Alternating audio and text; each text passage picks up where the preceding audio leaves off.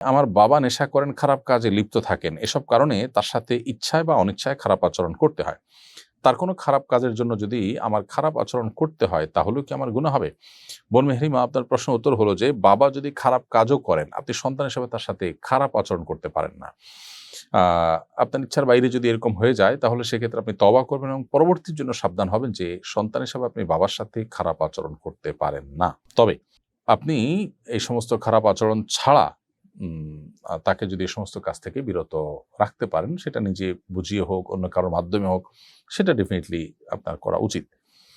কিন্তু আচরণ খারাপ করবার সুযোগ নেই, কারণ তিনি দিন শেষে আপনার বাবা এবং তার দায় তিনি আল্লাহর কাছে আ দায়ী থাকবেন তার অপরাধের জন্য এবং জবাবদিহি করবেন। কিন্তু আপনি চেষ্টাটা করবেন জাস্ট এটুকু।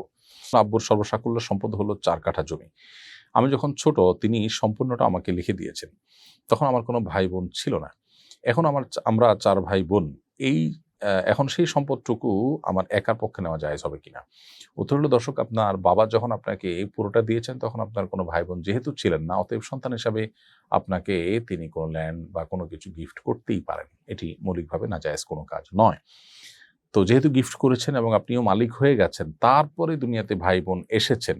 এখন আর আপনার সেই আ সম্পদের ভাগ তাদের দেওয়া আবশ্যক নয়। কারণ ইতিমধ্যে আপনি এটা মালিক হয়ে গেছেন।